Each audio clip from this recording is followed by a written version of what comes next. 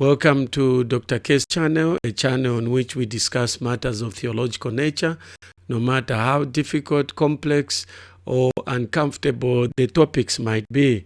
Because on Dr. K, no topic, no question is off limit. In the 4-part series that we started this week of Jehovah's Witnesses in Crisis, today we are on episode 3. In this video, we are going to disclose the reasons why the Jehovah's Witnesses are losing members in thousands. Let's jump in right away.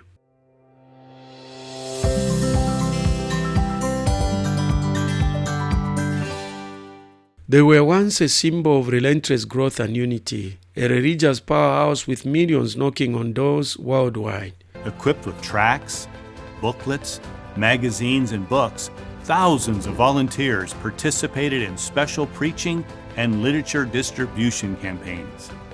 These special campaigns made it possible to cover large areas with the kingdom message quickly, even in the face of opposition. Street work, information marches, and bicycle parades boldly brought the kingdom message directly before the eyes of the public. Marches ranged in size from just a few publishers to about 1,000 publishers. Streams of kingdom publishers made their way through the business districts of large cities. They wore placards bearing a slogan, carried signs, or distributed handbills with the title of the featured talk at a public meeting. But now the cracks are undeniable. Behind the polished smiles and disciplined ranks, Jehovah's Witnesses are grappling with a growing crisis. The question that we have to ask is, why are so many people leaving the Jehovah's Witnesses sect? And why is this mass exodus unstoppable? In episode 3 of The Witness in Crisis, we'll pull back the curtain on the silent revolution happening inside kingdom halls. The numbers are grim, the stories are haunting, and the reasons might surprise you. Stay with us as we unravel the tale of disillusionment, defiance, and departures that are shaking this global organization to its core. In the 20th century, Jehovah's Witnesses accelerated an era of exponential growth. They claimed to be the fastest growing religion in the world, a beacon of truth in an uncertain age. For instance, in 1943, we were preaching in 54 lands, and the number of publishers was still relatively small. Jehovah blessed their hard work and zeal. In just 5 years, the number of publishers worldwide nearly doubled. By 1953, it had doubled again, and the reach of Jehovah's organization expanded to 143 lands. But those days are long gone. According to Jehovah's Witnesses Service Year report on their official website, the once improving growth rates have collapsed. From a high of 6% annually in the 1980s, growth has plummeted to under 1%, the lowest in their history. One viewer watching part 1 of this series said that he wouldn't believe the Jehovah's Witnesses at all. So if they can tell us and accept that their growth is now 1%, it means that the situation is actually worse than we think. Things are very serious with the Jehovah's Witnesses. Just imagine. Another source actually talked about more than 8% growth in the 1980s, but now we are talking about less than 1%. The Watchtower itself has acknowledged challenges in growth, often attributing to lack of interest in spiritual matters or Satan's increasing influence. Watchtower, August 2019. But internal data paints a different picture. In traditionally strong regions like the United States, Japan, and Canada, the number of active publishers has stagnated or even declined. Former members are increasingly vocal, claiming that these figures are not just about external opposition, but internal discontent. So there's been a rising opposition. Actually, the opposition is coming from within the Jehovah's Witnesses. And we are talking about ex-JWs, the former members. Many of us did not know much about the Jehovah's Witnesses. We wondered what sort of a religious organization it was. We knew them from an external perspective, But those who have been inside are becoming increasingly vocal, turning to social media and blowing the trumpet of just how bad things are in the Jehovah's Witnesses. So the Jehovah's Witnesses is actually dying from within. The Jehovah's Witnesses is facing another threat that is contributing to the decline of membership, and that is the silent protest of young people, the youth. Jehovah's Witnesses face their greatest challenge yet, an exodus of their youth. Behind the scenes, the organization struggles to keep younger generations in the fold, with surveys revealing a shocking trend. Most don't stay.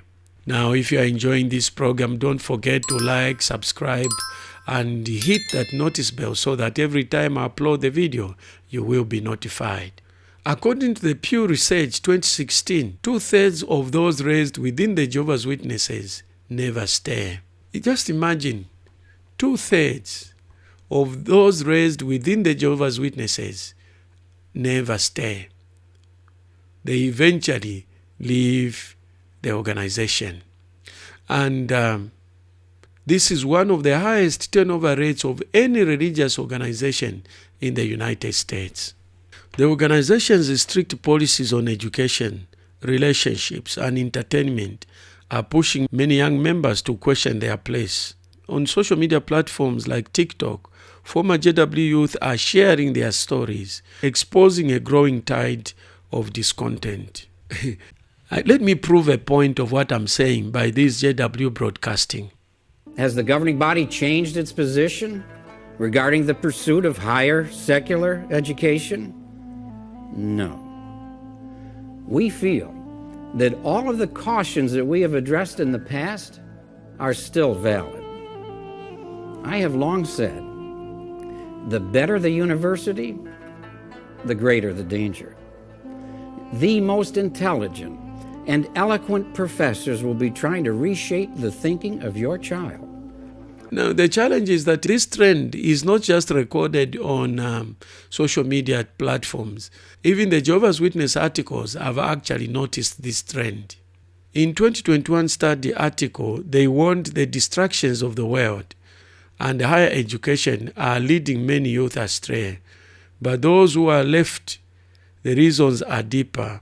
It is issues of control, lack of freedom, and longing for authenticity. The Jehovah's Witnesses have been blaming, among others, the higher learning, that the reason why the young people are leaving the sect is because of the pursuit of higher learning. But what they don't know is that it is the lack of the pursuit of the same that is making young people to leave. No young person wants to look outdated, uneducated, when their friends are pursuing degrees, are not just first degree, but they are going to masters, they are going to PhDs, and you remain with high school diploma, where you feel challenged. You can't even really put up a proper argument when you're discussing issues and current affairs. And not many young people would want to be associated with such an organization. It may have worked in the 80s, 90s, and early 2000s, but it is not working anymore for the Jehovah's Witnesses when it comes to young people. Now, you have to understand where the bad situation has been made worse, and that is COVID-19. COVID-19 was a turning point. For decades, meeting attendance was a cornerstone of Jehovah's Witness life, but the pandemic changed everything. For some, it was an opportunity, a chance to quietly step away without the usual scrutiny. In 2021 Service Yearbook, Jehovah's Witnesses revealed only 171,393 baptisms, a sharp drop from over 300,000 in 2015. While the leadership held online meetings as a success, the internal reports suggest that attendance and participation have not recovered. Let's look at a source from within the Jehovah's Witness. Former governing body member Ramon France, in his book Crisis of Conscience, hinted at this vulnerability years ago. When control is loosed, the natural reaction is for many to quietly exit. They find for the first time space to think. Doctrinal discontent and cultural shifts. Jehovah's Witnesses find themselves at odds with a world that is moving forward. Their doctrines, a source of pride, are now seen by many as outdated and harmful. The organization handling of child abuse cases has severely damaged public trust, sparking outrage and mass disassociations in countries like Australia, the UK, and the US. Pew Research Center 2016 says, critics also point out to the strict rules on higher education, medical decisions, and shunning policies that alienate not only members but their families. This discontent is driving people away, especially younger generations who feel trapped by what they call spiritual blackmail. The Watchtower literature warns of apostate lies spread by those who live. For this program is, as Jehovah's sheep reject the voice of strangers. When he, that is the shepherd, has brought all his own out, he goes ahead of them, and the sheep follow him because they know his voice. They will by no means follow a stranger, but will flee from him, because they do not know the voice of strangers. So what's the implication? Obviously, even now, Jesus fully trusts the faithful slave. And all of us, even individual members of the governing body, should do the same. But what does the voice of strangers say on this subject? Don't trust the faithful slave. He will mislead you. And who often have the loudest voice promoting this false message? Apostate. But the internet is providing a platform for these ex-members to tell their side, and their stories are resonating with millions. So one of the challenges with the Jehovah's Witnesses is that in the past, they've been able to control the flow of information. And because people were restricted to reading their work, reading the Watchtower. And for Jehovah's Witnesses, the Watchtower is considered probably even above the Bible. A number of quotations are seen where they elevate the Watchtower to be equal or even above the Bible. When you look at some of the quotations from the Watchtower, you see that from very early, it's been noted that you cannot just start the Bible alone. You will not understand. And they've even made statements like, if you studied on the Bible alone, you end up with apostate doctrines. In other words, had it not been for the Watchtower, had it not been for Jehovah's Witnesses doctrines, materials, and publications, members would actually end up having the Trinitarian view of Christianity. That is the challenge that is there when it comes to the Jehovah's Witnesses. Let's look at some of the comments from an ex-JW by the name of Blue who appeared on Light Over Dark talking about this same issue. I think they realize studying the Bible is an issue. Yeah. And if I can just take a moment, I want to quote two paragraphs from two separate watchtowers, one from an older watchtower and one from a newer watchtower that I think kind of demonstrates this point. So early in the infancy of the Jehovah's Witness faith, back whenever they were still called the Bible Students, back whenever their founder, Charles Taze Russell, was still alive, he wrote in a 1910 watchtower. It was the September 15th, 1910 watchtower. He said something interesting about a series of books he was writing called the Studies in Scriptures. He wrote a series of these books called the Studies in Scriptures. This one is The Divine Plan of the Ages. But this is what he said about the books he had written. He said, not only do we find that people cannot see the divine plan in studying the Bible by itself, but we see also that if anyone lays the scripture studies aside, this book, even after he has used them, after he has become familiar with them, after he has read them for 10 years, if he lays them aside and ignores them and goes on to the Bible alone, though he has understood the Bible for 10 years, our experience shows that within 2 years, he goes into darkness. On the other hand, if he had merely read the scripture studies with the references and had not read a page of the Bible, as such, he would be in the light at the end of the 2 years.